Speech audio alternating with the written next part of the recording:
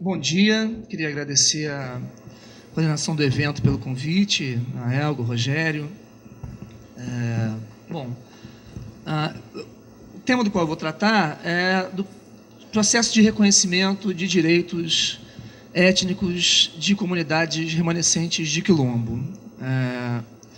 A CEPIR, que é, a CEPIR, mas também os movimentos quilombolas, a CEPIR, que é a Secretaria de Promoção de Políticas de Igualdade Racial, estima hoje a existência de cerca de 3.500, entre 3.500 e 3.600 comunidades remanescentes de Quilombo no Brasil.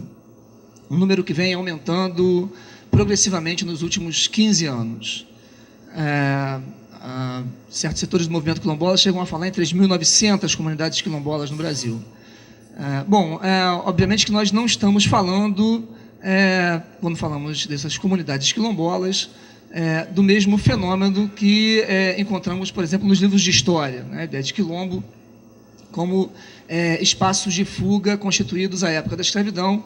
Portanto, quando falamos desses remanescentes de quilombo, hoje, obviamente, não estamos falando do mesmo fenômeno, né, nós estamos falando de grupos sociais que tenham, de alguma forma, permanecido nesses antigos territórios de fuga. Na verdade, estamos falando de um fenômeno que é resultado de um processo de ressignificação dessa categoria, né, que migra da historiografia para os movimentos sociais e depois para o corpo da Constituição, e o que eu quero tratar hoje com vocês, tentar desenhar um pouco com vocês, é de que maneira se dá esse processo de ressignificação dessa categoria, de reinterpretação, e de que forma essa reinterpretação, de uma maneira, está ancorada no processo pelo qual, uma operação pelo qual a questão quilombola migra da chave da reparação racial, para a chave do reconhecimento étnico e algumas implicações desse processo de deslocamento da questão quilombola, dessa chave da reparação racial para o reconhecimento étnico.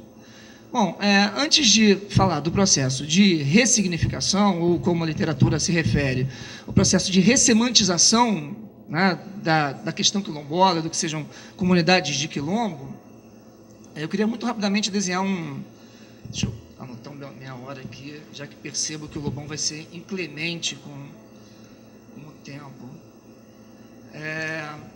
De que maneira os direitos em torno dessas comunidades foram pensados e discutidos no âmbito da Assembleia Nacional Constituinte entre 87 e 88. Na verdade, a constitucionalização do direito desses grupos se dá fundamentalmente em função da articulação de duas demandas, né, de dois grupos. Por um lado, do movimento negro urbano, né, que tinha lá seus representantes na Assembleia Constituinte, que se mobilizam em torno da categoria quilombo, né, fundamentalmente em função de sua forte carga metafórica, do seu sentido de metáfora política, né. É muito comum aparecer nos debates constituintes discursos que se referem à perspectiva de retomar o ideal de uma sociedade quilombola, ou da sociedade do quilombo dos Palmares, né, como uma sociedade fundada em laços fraternos, né, ou a referência à ideia de lutar quilombolamente, né. Então, tem, por um lado, a articulação do movimento negro, que tem uma forte carga política e metafórica em torno do termo quilombo, mas, por outro lado, a mobilização de comunidades negras rurais, fundamentalmente do Maranhão, do Pará, que se articulam em torno da demanda pelo reconhecimento na Constituição de formas especiais de ocupação territorial, né, de tipos especiais de relação com a terra, né, que não eram contemplados pelas políticas agrárias. Essas concepções foram articuladas fundamentalmente em torno da organização dessas comunidades no Maranhão, né, no Centro de Cultura Negra, em função de um projeto chamado Projeto Vida de Negro, à época coordenado pelo professor Alfredo Wagner Berno de Almeida, do Departamento de Antropologia da Universidade do Maranhão, e que se consolidaram, né, numa proposta de emenda à Constituição, de projeto de de artigo da Constituição, articulado em torno da categoria terras de uso comum, que, na verdade, já era um exercício de redução sociológica e política, né, dessa articulação,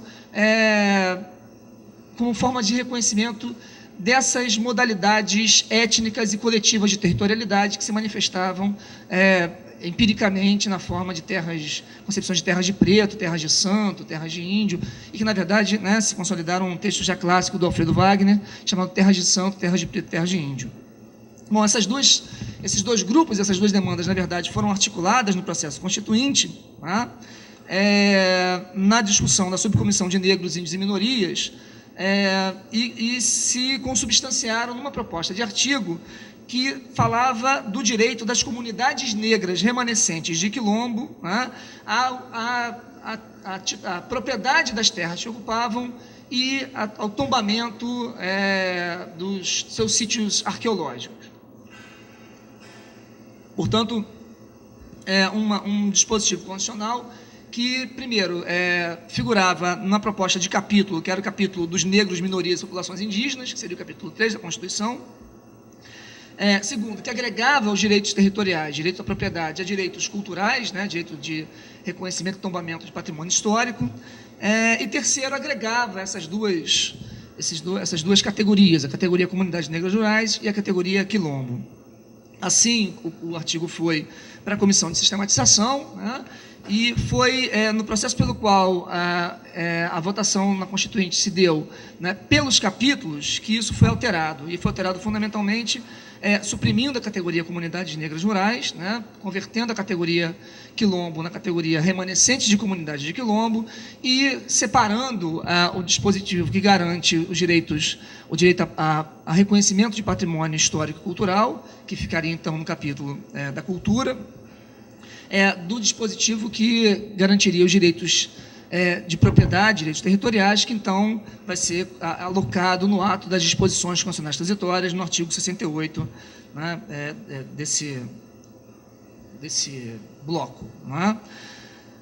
Bom, portanto, o que acontece, é muito curioso perceber os relatos na Constituinte, porque o que acontece efetivamente é que essa concepção de formas específicas de territorialidade de comunidades negras rurais acaba sendo substituída, né, em função da percepção por parte dos atores que se movimentam nesse cenário, os próprios constituintes e também os atores do movimento negro, da forte carga simbólica da categoria Quilombo e da percepção, isso aparece em algumas falas, de que era possível atribuir a pecha de racista a qualquer um que se opusesse a qualquer dispositivo que tratasse da questão de quilombos, né, considerando, sobretudo, o forte senso de oportunidade que, em 88, se tem, do fato de que a Constituição está sendo promulgada justamente na comemoração do centenário da abolição.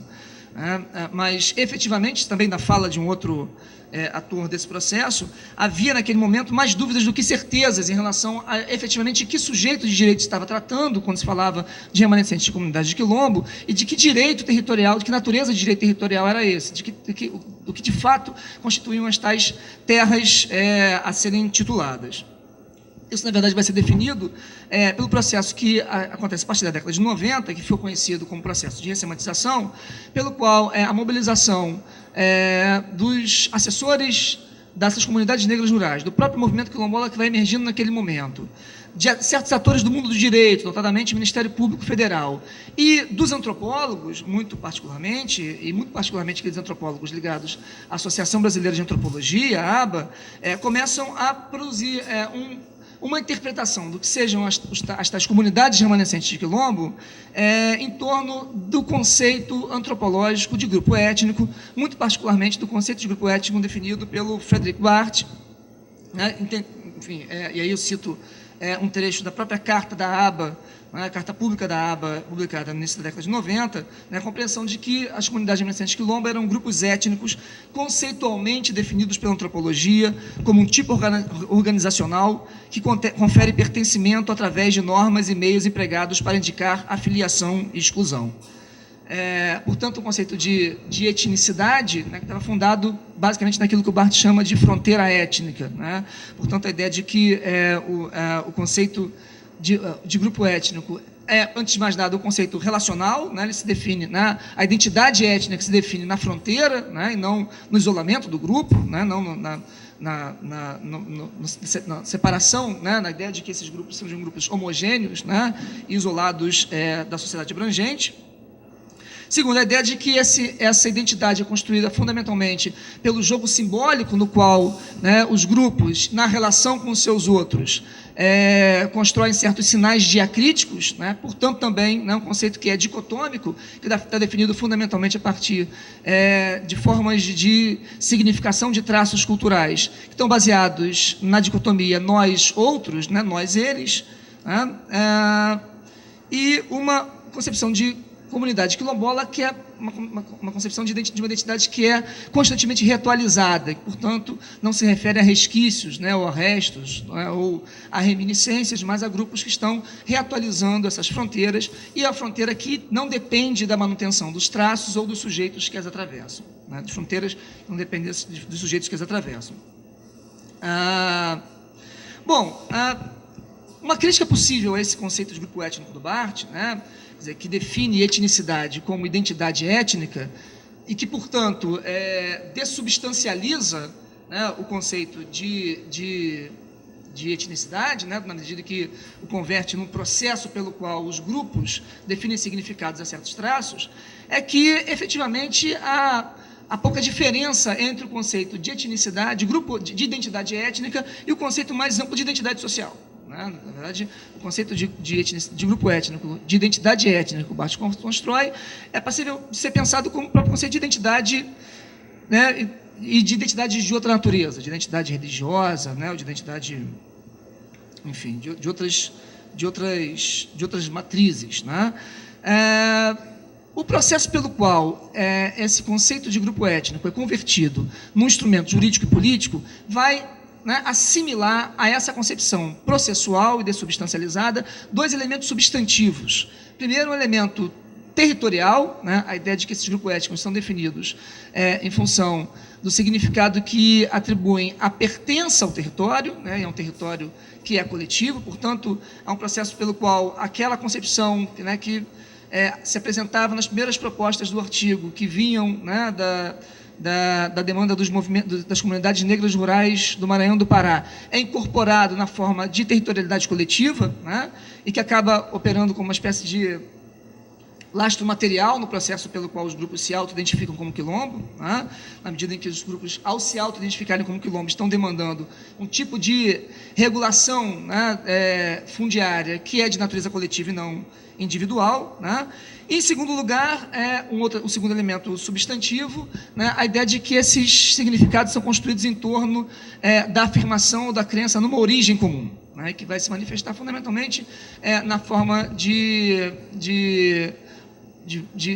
uma identidade quilombola que se articula em torno de toponômios, né, de nomes que marcam o processo pelo qual o território é construído em função de uma espécie de releitura da história. Esse é o caso, por exemplo, da Ilha da Marambaia, né, que a Ilha da Marambaia é pensada como um lugar onde os escravos foram trazidos, né, no período da segunda metade do século XIX, ou na articulação da identidade em torno de patrinômios, no qual a identidade quilombola é pensada fundamentalmente em função das relações de parentesco, né, a ideia de que a comunidade se articula em torno das famílias. Né. Então, isso acontece, por exemplo, num quilombo do Rio Grande do Sul, que chama-se Família Silva, que está construído justamente em torno do processo pelo qual uma grande família negra ocupa um bairro de classe média de Porto Alegre.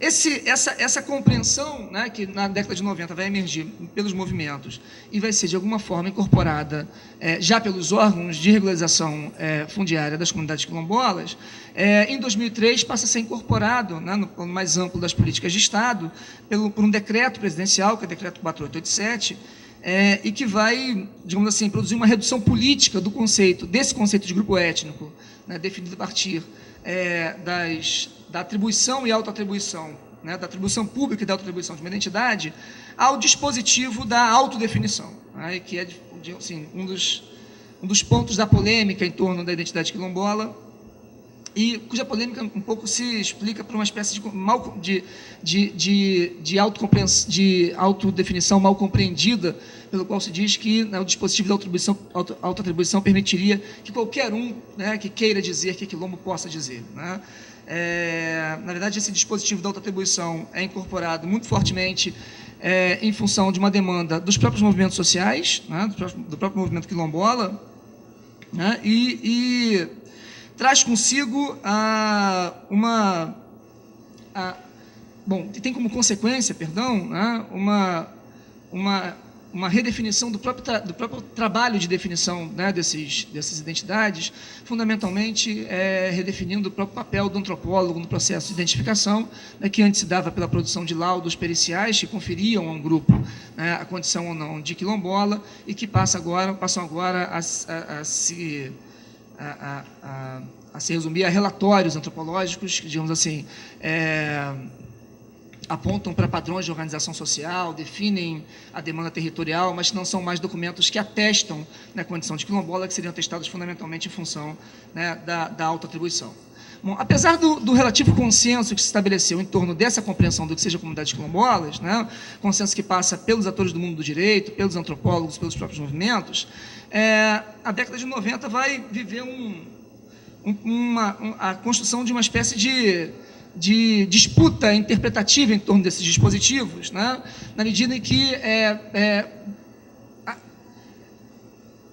órgãos de imprensa, grupos políticos, né, vão se articular em torno de outro campo interpretativo em torno da categoria remanescente de quilombo, né, que em oposição à categoria da ressemantização, né, digamos assim, apontariam para uma leitura mais dicionarizada e mais estática do que seja quilombo. Nesse sentido, né, vou ter que já ir encerrando, que o tempo já está acabando na metade do que eu queria falar para vocês. A essa compreensão da ressemantização se opõe, né, uma outra compreensão, né, que fundamentalmente define quilombo não como grupo étnico, mas como enclave racial, né, ainda, né, insistindo na compreensão de quilombo como os antigos espaços de fuga, né. Por consequência, entende esse sujeito de direito não como um sujeito coletivo, né, comunidades remanescentes de quilombo, mas como um sujeito individual, né, remanescente das comunidades de quilombo. Por consequência, entende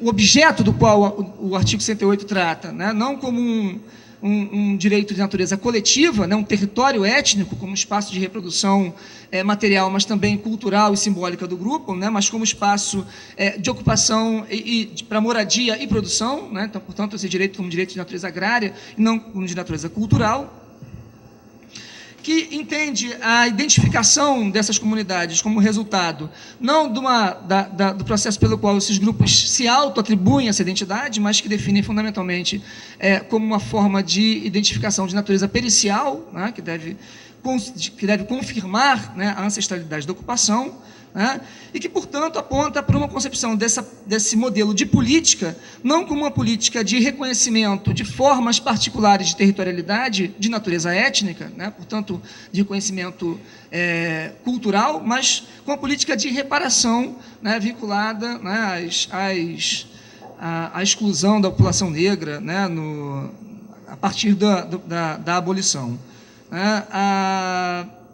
Isso explica um pouco, né, a compreensão que um e outro campo vai ter, né, desse dispositivo como um dispositivo de natureza permanente, na medida em que entendido esse reconhecimento como um reconhecimento de territorialidades próprias. É possível, de fato, que novas comunidades quilombolas surjam, na medida em que novos grupos que têm suas próprias categorias de pertencimento, né, e de territorialidade passam a demandar o seu reconhecimento jurídico em função de uma categoria que é externa a eles, né, que é a categoria quilombo, né, versus uma compreensão que vai entender esse dispositivo constitucional como efetivamente transitório, na medida em que trata-se apenas do processo de curta duração, no qual, né, o Estado confere título àquelas comunidades que efetivamente são reminiscências e remanescência de antigos espaços de fuga e resistência.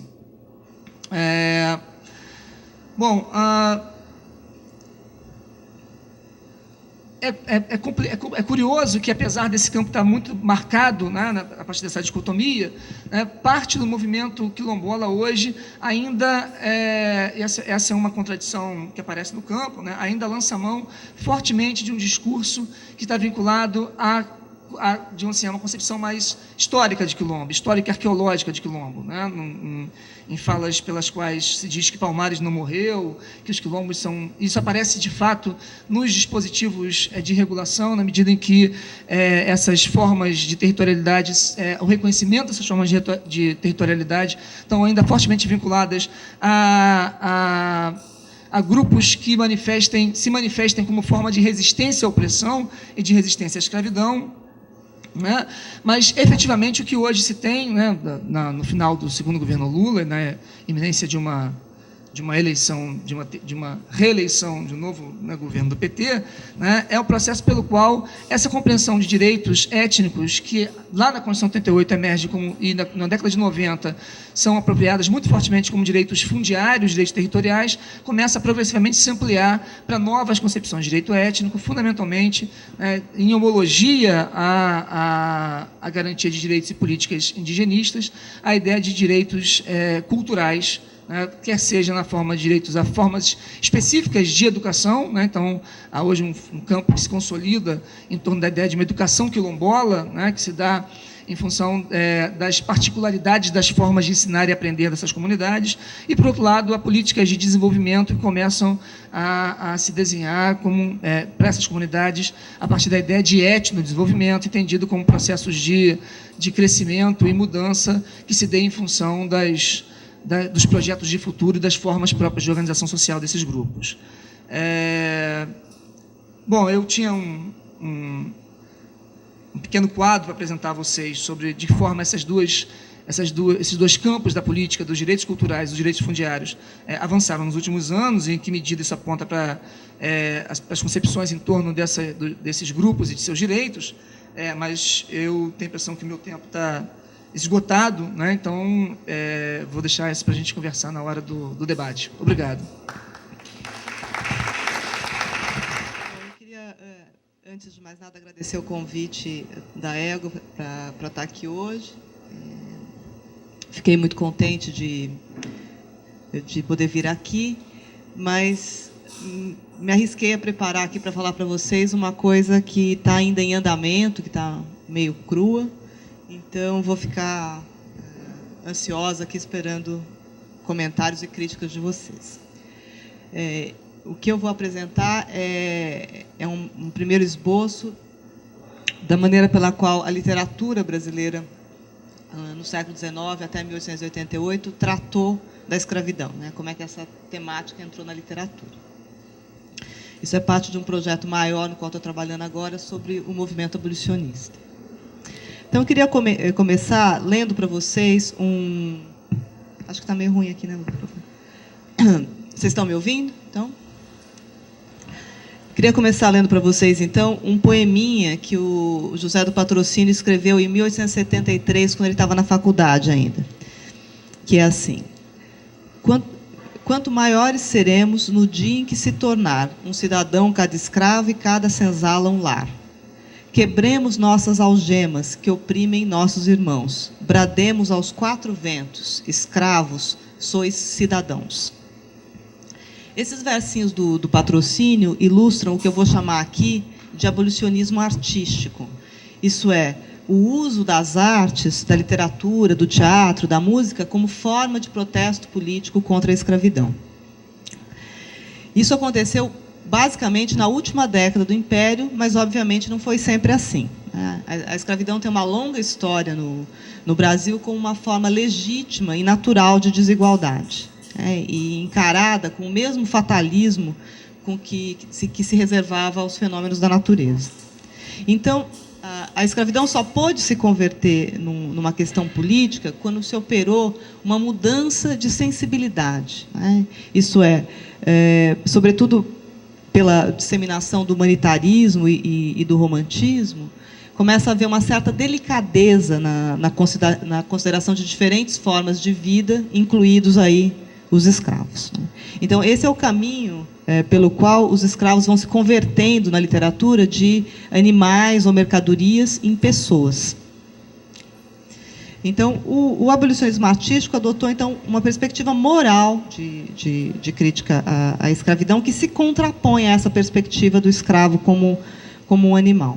Então, a gente tem, na verdade, ao longo do Segundo Reinado, então, duas grandes concepções aí, né, na maneira de lidar com a escravidão.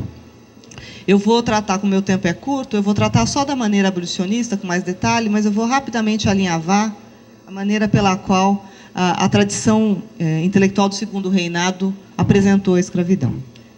Bom, antes de mais nada, o ponto importante é que a escravidão é uma espécie de ponto cego, né, nessa literatura. Se a gente pensar na definição de nacionalidade que o Segundo Reinado gera, ela é baseada no indianismo, né, os romances do Alencar exprimem bastante essa ideia da nacionalidade como combinação de indígenas e portugueses com o negro excluído. Isso aparece também em textos ficcionais do Alencar, em que ele tematiza mais diretamente o negro, né? Então, O Demônio Familiar, que é uma peça teatral de 1857, o escravo é um moleque, o escravo que aparece nessa história é o moleque da casa e é o que dá título à história. Ele é o demônio na família, né? Então, ele é aquele que cria casos, que vai criando todos os conflitos que fazem a história andar, mas ele é apresentado nessa chave do demoníaco, do animal doméstico, encrenqueiro, né, que produz confusão. No Tronco do Ipê, que é outro romance do Alencar, daí de 71, o escravo aparece outra vez assimilado ao animalesco e à feitiçaria daí, né? Então, ele descreve um dos personagens, que é o pai Benedito, assim, vou ler para vocês. Vulto dobrado ao meio, parecia-me um grande bugio negro. Bruxo preto, que fizera pacto com o tinhoso, e todas as noites convidava as almas da vizinhança para dançarem embaixo do ipê um samba infernal. Então, a figura do negro aparece aqui reduzida à natureza e ao diabólico, né? E o Alencar, mais adiante, detalha esse batuque endemoniado, que é o samba, né, que é caracterizado, então, por um entusiasmo e frenesi. Tal é a velocidade do remexido, das contrações e trejeitos que executam os pretos ao som do jongo. A presença dos brancos impunha certo recato, ao qual se pretendiam desforrar apenas se retirasse o senhor e se desarrolhasse o garrafão escondido.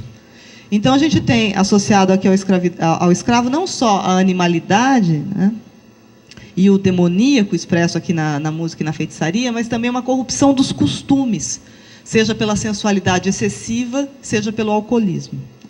Então, os escravos são, de maneira geral, descritos nesta tradição aqui como próximos de um estado de natureza ou de degeneração. É claro que nem toda elite imperial pensava assim, né? Se a gente tomar um outro autor do lado de lá, né, o Alencar é membro do Partido Conservador, se a gente tomar um membro do Partido Liberal, o Joaquim Manuel de Macedo, ele escreveu ali pertinho, em 69, Vítimas Algozes, Quadros da Escravidão, né, bem na hora da discussão do projeto de ventre livre, que ele defendia, né, a lei do ventre livre como conselho da prudência e recurso previdente aos proprietários. Mas isso não significa, de jeito nenhum, uma visão mais favorável do escravo. Nesse livro, são 3 histórias, e nas 3, o escravo aparece representando uma espécie de perigo doméstico, né? Então, tem o escravo que envenena o senhor, tem o escravo que incita ações meio corrompidas da sinhazinha. Então, a gente tem aqui histórias em que o escravo aparece como um perigo doméstico e como um animal traiçoeiro, né? E de modo a transmitir a ideia de que nenhum senhor está seguro, né? Ele pode morrer no asilo do seu lar, constituindo, então, o que a Flora Susequin chamou de um imaginário do medo.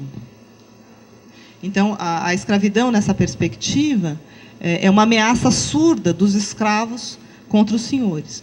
Então, é uma espécie de retórica abolicionista meio torta, né? Que não é a abolição em favor dos escravos, é em defesa dos senhores. Então, vocês veem que, usando esses 2 exemplos, a gente vê que o escravo aparece, então, sob essa chave do demoníaco, da natureza, sujeito ao vício, à corrupção e ao crime. É, então, em contraponto a essa perspectiva, que está na tradição imperial, que se constitui isso que eu estou chamando do abolicionismo artístico, né? Que vai, então, inverter o ângulo. Em vez de falar do mal que o escravo causa ao senhor, eles vão tematizar justamente os males que o senhor e a escravidão causam ao escravo. Nessa perspectiva, essa literatura toda visa uma humanização do escravo, né? Trazê-lo lá do universo da natureza para o da sociedade, de modo a poder atribuir direitos a ele. Então, trata-se aqui de difundir isso que eu chamei lá no começo, de uma nova sensibilidade, na qual a escravidão é percebida como violenta e bárbara, e é sentida como repugnante.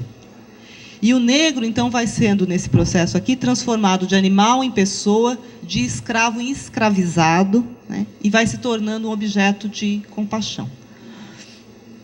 Isso dá para ver já num romance de 1859, chamado Úrsula, escrito por uma mulata, Maria Firmina dos Reis, um texto no qual aparece o tropos do escravo sofredor. Ela constrói uma detratação sentimental da escravidão, por meio da qual o escravo ganha estatuto de personagem relevante na própria narrativa, né? Então, tem aí a figura do Túlio, que abre a história com um ato de bravura, e ele é apresentado, então, primeiro como um homem digno e valente, e só depois a sua condição de escravidão é revelada ao leitor, né? E aí ela diz assim: o mísero ligava-se à odiosa cadeia da escravidão. Coitado do escravo, nem o direito de arrancar do peito um queixume de amargura à dor. Senhor Deus, quando se deixará de oprimir com tão repreensível injustiça ao semelhante, aquele que também era livre no seu país, aquele que é seu irmão? Então, vocês veem aqui, há uma inversão em relação ao raciocínio do Alencar, e depois ela vai usar um outro personagem para narrar também o tráfico negreiro, né? Como um processo violento, né? Então, o que acontece com esses personagens aqui é que eles vão pondo de cabeça para baixo aquela perspectiva da escravidão que eu apresentei antes. Os bárbaros agora são os traficantes de escravos, e não os africanos, né? Os escravos são antes irmãos, isso é, membros do mesmo gênero humano do que os seus donos. E aquele tropos do Macedo, do bom senhor e do escravo traiçoeiro, aparece aqui invertido também, né? Como o tema do senhor vil e o escravo nobre. O senhor é apresentado como uma fera indômita, que tem coração de tigre, que é bárbaro, né? E que vai levar no enredo os personagens bacanas à loucura e à morte. Mas o Túlio, que é o herói da história, não se converte num escravo vingativo, que nem lá no enredo do Macedo. Ele é um escravo sofredor, né, que se resigna ao seu destino, e que desperta, então, não medo, mas compaixão. Já o mau senhor é punido pelo sofrimento, né? Ele se arrepende. A tônica, então, aqui não é um ataque ao senhor, mas à instituição escravidão.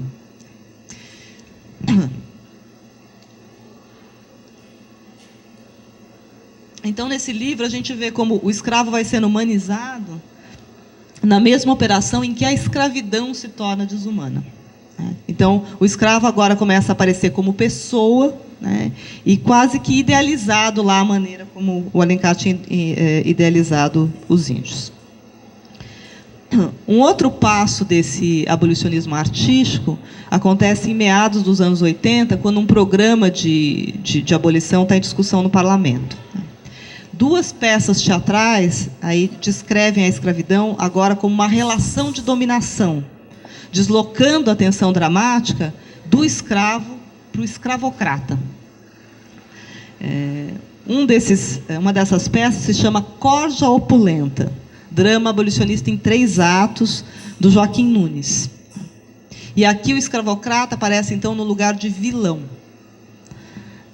O enredo é muito simplesinho. É uma menina de 9 anos, que é a filha do seu senhor como escrava, e o senhor está prestes a vender a mãe e a filha para um negociante de escravos malvado, né, escrito com todas as características negativas, quando um moço bom e pobre intervém em seu favor. Nesse livro, a luxúria que estava associada lá no Alencar ao escravo e à África, aparece agora como característica do senhor, que se jacta de ter emprenhado 8 escravas ao mesmo tempo, né? E ele fala assim: amantes e escravas, é mais lucrativo que um casamento rico. Tem-se filhos com todas elas e depois vendem-se. O escravocrata aparece, então, aqui como repulsivo, imoral, né? E para a sensibilidade nova do herói, que se chama Jorge, ele causa nojo, repugnância. Então, esse personagem, o Jorge, vai enunciar vários dos argumentos do movimento abolicionista aqui no interior da trama, né? Apresentando a escravidão agora, então, como um crime contra a humanidade, contra a lei, né? A escravidão como uma barbárie, né? Representada aqui na venda da própria filha pelo pai. E os escravocratas, de modo geral, são tratados como selvagens e como uma corja, né, opulenta, como está no título. Então, há uma mudança aqui na atitude em relação à escravidão, e há uma mudança de atitude do próprio escravo na narrativa. A menininha, que se chama Alice, né, em vez de se conformar como o Túlio da história anterior, da Úrsula, ela agora se revolta, né? Ela diz assim: não passarás por aqui, vil traficante de carne humana. Eu sinto, Senhor, dentro deste peito, uma qualquer coisa que me faz nascer um rancor, um ódio.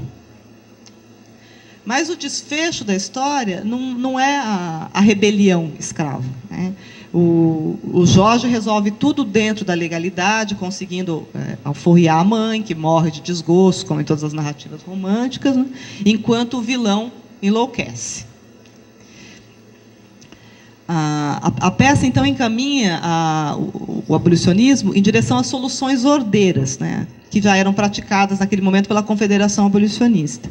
Seja a aplicação da legislação emancipacionista já existente, seja a compra de alforrias. A última peça que eu queria me referir se chama já diretamente O Escravocrata, que é do Arthur de Azevedo e do Urbano Duarte, em que eles aí apresentam uma família bifurcada entre o bem e o mal, mas agora com um drama muito mais forte. O drama irrompe com a revelação da paternidade de um moço da família, né, como sendo filho da sua senhora com um escravo. Quer dizer, filho da senhora com seu escravo, né? Então, a novidade que aparece aqui é que um escravo negro, não uma escrava clara, que nem lá no Isaura, do Bernardo de Carvalho, é um escravo negro que é digno de amor de uma mulher branca. Então, embora no final da história, outra vez, todo mundo morra, né? O desfecho do dramalhão romântico clássico, o que aparece aqui é uma relação de mútuo afeto e de respeito entre uma mulher branca e um escravo. A outra diferença importante dessa história é que o final não é mais só tragédia, ele é também mobilização. No final da história, o suicídio desse escravo, que nem o caso com a senhora, desencadeia uma rebelião escrava na fazenda, mas que também não culmina no assassino, no homicídio do senhor. Outra vez o senhor se arrepende e acaba sendo poupado. Mas aqui a ideia de que a nobreza do escravo vence a maldade do senhor. Então, o que a gente tem nessas histórias todas aqui que eu apresentei para vocês, Úrsula, o escravocrata e Corja Opulenta, são a difusão de uma nova sensibilidade em relação à escravidão, que aparece, então, como incompatível com a civilização, né, com o direito e com a moral modernas. Mas todas elas acabam desaguando nisso que eu chamaria de uma retórica da redenção, porque o objetivo não é levar os escravos à rebelião, mas é destruir a relação perversa entre senhor e escravo, resgatando a ambos. Então, essa moderação tem a ver um pouco com a tônica do próprio movimento abolicionista nesse momento, né? A ideia é mais a de converter os estratos sociais educados das cidades em apoiadores, né, e não transformá-los em revolucionários. Então, a literatura funciona aqui como uma espécie de estratégia de mobilização, né, uma arte engajada. Então, para concluir, que eu devo estar sem tempo, no segundo reinado, então, a gente pode ver uma luta simbólica entre essas duas concepções do escravo e da escravidão, né? Na tradição imperial, o escravo tem essa característica do animal doméstico, perigoso, e a escravidão é uma instituição natural, enquanto, do ponto de vista do abolicionismo, o escravo se torna a vítima, né? É o escravizado, e a escravidão passa a ser vista como uma relação de dominação que pode ser destruída por um ato político. Agora, se os abolicionistas ganharam a batalha, a gente pode dizer que eles ganharam a batalha política contra a escravidão, eu acho que, do outro lado, eles perderam a batalha simbólica em torno da redenção do negro. Porque, logo depois da abolição, a primeira comemoração, a comemoração do primeiro centenário da abolição, que foi feita com toda a pompa e circunstância, consistiu na encenação de O Escravo, do Carlos Gomes. Nesse enredo, finalmente, o escravo aparece na figura de herói, né? Ele é o nobre, ele é o bom. Nisso, ele se parece com os heróis aqui que eu apresentei para vocês, os negros, né? O Túlio e Lourenço. Mas só nisso, porque, no resto, esse escravo do Carlos Gomes é parente do Peri. Ele é um índio, né? Então, a monarquia, nem mesmo na hora de celebrar a abolição da escravidão, deu ao negro esse lugar. Foi para o índio, né, que a monarquia se voltou para representar a si mesma, né, e para o negro, ela outra vez deu as costas. Obrigada. Bom dia. Eu queria agradecer também o convite da Elga, a oportunidade de estar aqui presente nesse seminário, não só para expor alguns dos resultados recentes também, vou falar sobre uma pesquisa em andamento, mas também pela oportunidade de debater com vocês, com os membros da mesa, né, sobre assuntos que eu acho que são muito importantes para a pesquisa contemporânea sobre escravidão e sobre relações raciais, né.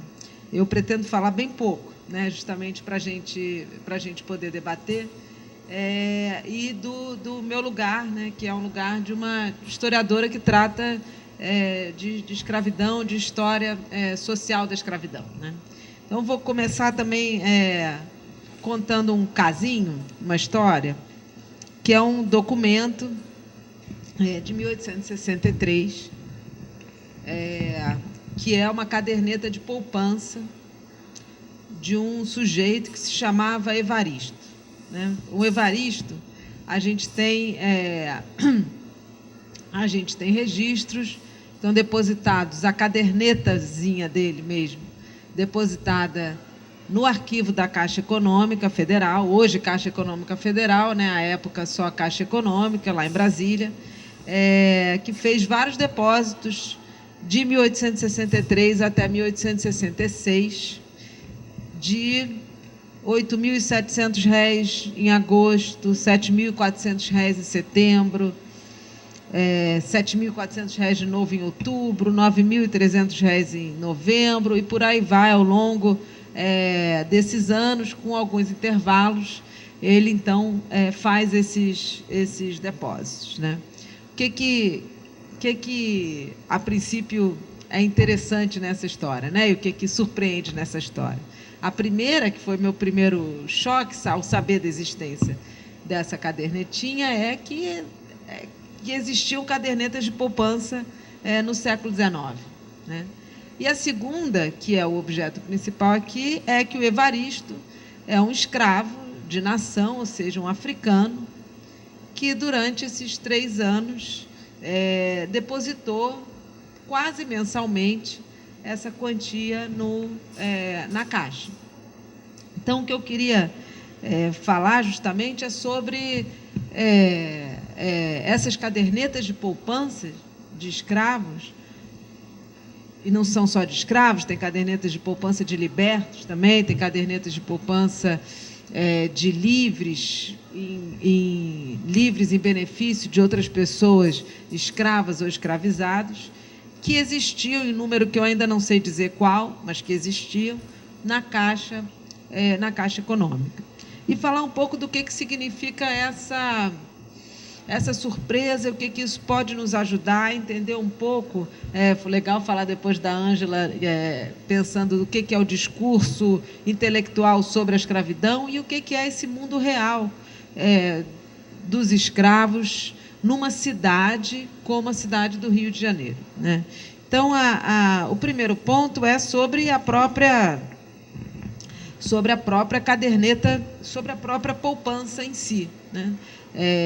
As poupanças, as caixas econômicas, elas foram criadas no Brasil em 1860, depois passaram a ser reguladas, a existir de fato em 1861, e os depósitos começaram a ser feitos mais ou menos em novembro de 1861, os primeiros depósitos, que no início eram poucos, e ao longo da década de 60 foram aumentando, né, o número de depósitos em geral.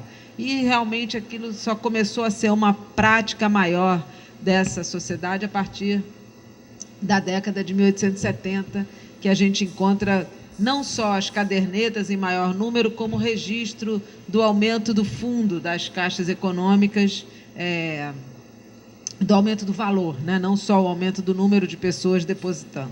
O que é uma caixa, né? O que é uma poupança? Que hoje, para a gente, é uma coisa tão familiar, né? Uma poupança significa, de certa maneira, se a gente for pensar em tese, um amadurecimento de uma sociedade capitalista, a princípio, se a gente for usar esse termo raso, né? São pessoas que estão poupando, que estão inseridas numa sociedade monetarizada, que tem esse dinheiro e que guardam esse dinheiro com um propósito específico para fazer com que ele não se desvalorize, né? Que ele renda juros e que seja uma garantia para um futuro, né? Quer dizer, a ideia da poupança, então, é você, a princípio, investir e proteger esse seu dinheiro que vai render a juros num sistema bancário, num sistema financeiro. Esse sistema bancário financeiro do Brasil, né, ele vem amadurecendo desde, na verdade, a vinda da corte, no início muito com capital inglês, principalmente com capital inglês, nas décadas de 20, década de 30, e depois, talvez até paradoxalmente, com capital liberado justamente do fim do tráfico de escravos, né? Quer dizer, os traficantes, grandes traficantes, comerciantes que investiam no sistema de crédito que resultava no tráfico de escravos, com o fim do tráfico, a partir das décadas de 40, mas principalmente 50, vão investir esse dinheiro na formação do sistema bancário no Brasil. Então, a gente tem um amadurecimento de uma sociedade que tem bancos, tem créditos, tem seguro, várias companhias de seguro no Brasil nesse período. E na década de 60, então, o governo cria as caixas e cria, junto com a Caixa, uma coisa que se chama montes de socorro, que é justamente essa possibilidade de... os montes de socorro são um desvio de 1% de vários impostos para esse fundo que financia a Caixa. Quer dizer, a Caixa ela tinha que ser financiada pelos depósitos, mas também, de certa maneira, pelo governo para garantir um fluxo, né, para garantir o fluxo do dinheiro. Então, muito bem. Aí vem, então, de fato, esse estranhamento, né? O que faz um escravo depositar na Caixa? O que ele deposita, como ele tem esse dinheiro e como é que ele pode, então, fazer depósitos regulares, depósitos mensais. E aí é que eu acho que a gente entra num aspecto que é um aspecto interessante sobre essa sociedade, que é o Segundo Reinado, na segunda metade do século XIX, principalmente se a gente pensar o período anterior à Lei de 1871. Por que o período anterior à Lei de 1871? Porque a lei de 1871, ela regula, ela legaliza, entre outras coisas, ela legaliza o pecúlio. O que é o pecúlio? O pecúlio é justamente o dinheiro que esse escravo pode ter a partir das suas atividades no trabalho. Antes de 1871, o pecúlio não era reconhecido como legítimo pelo escravo, ou seja, todo o dinheiro que por acaso o escravo conseguisse, na verdade, ele era do senhor. Formalmente, legalmente, né, juridicamente, tudo que porventura pertencesse a um escravo era do seu senhor. A partir de 1871, essa situação muda. E ela muda basicamente porque, na vida real, na sociedade, ela já havia mudado antes. Né? O que acontece ao longo desse período? O que a gente vê olhando para os registros de alforria, processos de compra de alforria, contratos de trabalho, algumas vezes escritos, notas de cartório com registros de alforria, são que os escravos, muitos escravos, principalmente nas cidades, evidentemente, e em cidades como o Rio, mas não só o Rio, Salvador, o Desterro, né, Florianópolis, têm atividades que são atividades que envolvem dinheiro. Ou seja, tanto os escravos de ganho, né, como vocês sabem, os escravos de ganho são escravos que são alugados a outros senhores, que desempenham atividades nas ruas e que essas atividades geram alguma receita que é dividida desigualmente, evidentemente, né, mas dividida entre o senhor e o escravo. Quanto à permissão de trabalho de horas fora de um horário de trabalho em que o escravo poderia trabalhar para si. Inclusive, dessa época, a popularização da expressão viver sobre si. Quando se pergunta a um escravo, por exemplo, que é aprisionado no Rio de Janeiro, onde ele vive, se ele vive sobre si, ou seja, se ele se mantém e vive não vive na casa do seu senhor, ou se ele vive na companhia do seu senhor. Né? Então, viver sobre si é viver fora do controle direto sobre o seu senhor. E a poupança, então, dentro dessa sociedade, em que, formalmente, escravo não compra, escravo não vende, escravo não herda, né? Escravo é um escravo. O escravo, formalmente, juridicamente, ele é uma coisa. Ele só é pessoa na hora em que ele comete um crime ou na hora em que ele vai questionar o seu próprio status de escravo. Quer dizer, ele só é escravo quando ele só é pessoa quando ele levanta uma dúvida sobre a sua própria condição jurídica, o que é uma coisa válida desde o direito romano, é uma coisa possível juridicamente desde o direito romano. Isso é no plano da lei. No plano da realidade, e aí eu acho que esse caso da poupança, para mim, é o caso mais paradigmático, estranho nesse sentido, é justamente você ver um escravo que não só consegue, de alguma maneira, ter algum dinheiro, alguma propriedade, que é o paradoxo maior de uma pessoa que é pessoa, mas que é propriedade e tem propriedade. E vocês sabem que quando o escravo acumula uma propriedade, não esses R$1.000 que é pouquinho, mas um pouquinho mais, o que ele faz? Que é comprar um escravo para ele também, né? Porque a melhor forma dele conseguir comprar a própria liberdade, antes, às vezes, de comprar a própria liberdade, ele compra um escravo, porque esse escravo vai ajudar justamente ele a conseguir a sua própria liberdade, e vai poupar e botar esse dinheiro na caderneta de poupança para depois, possivelmente, comprar a sua própria liberdade ou comprar a liberdade de alguém.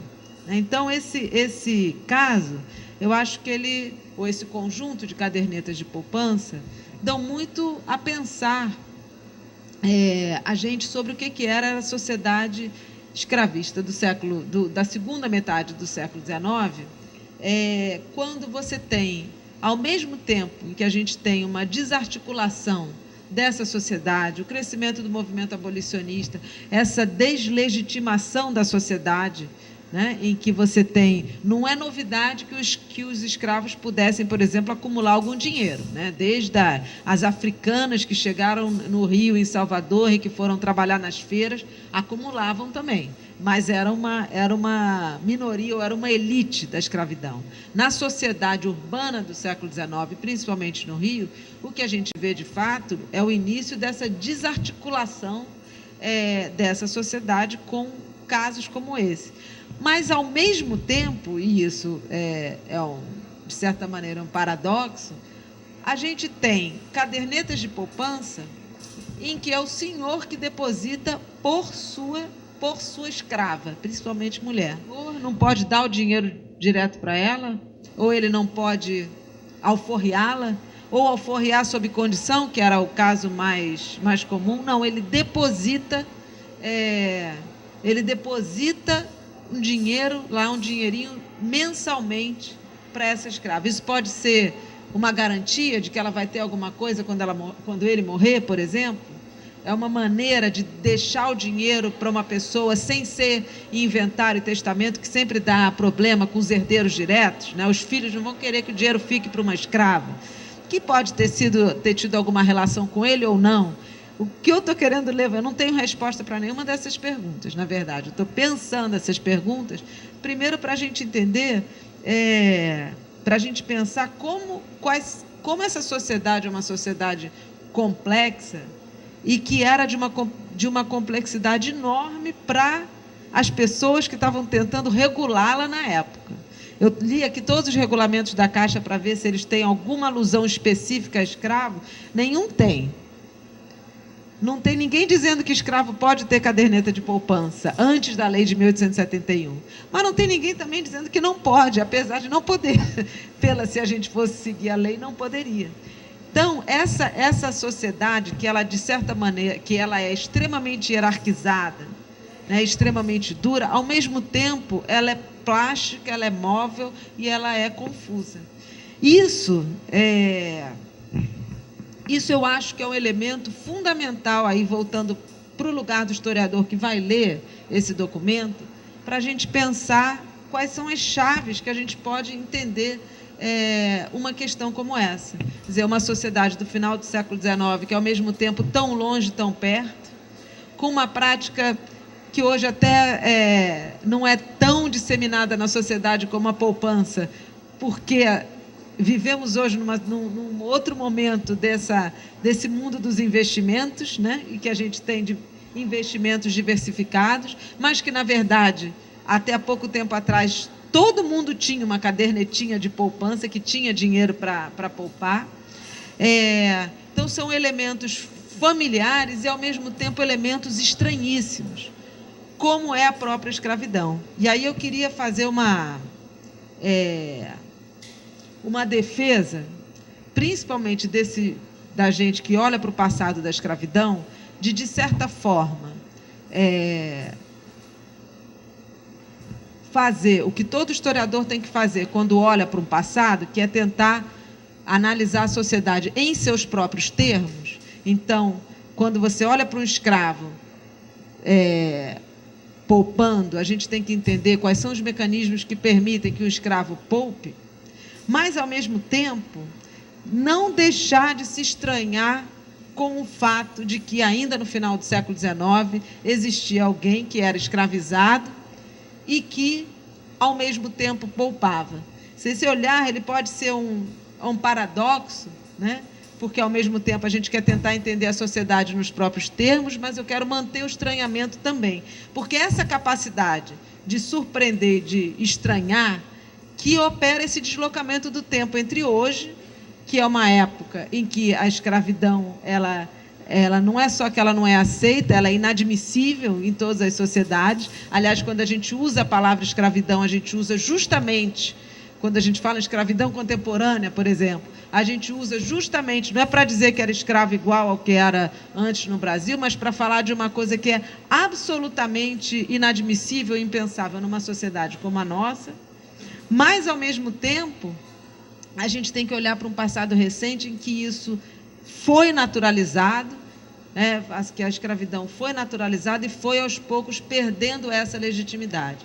Essa operação do tempo e de pensar que 100 e poucos anos nos separam de uma propriedade que deposita propriedade numa caixa é fundamental, no meu entender, não só para a gente entender escravidão, mas para a gente analisar o processo de constituição das relações raciais no Brasil contemporâneo.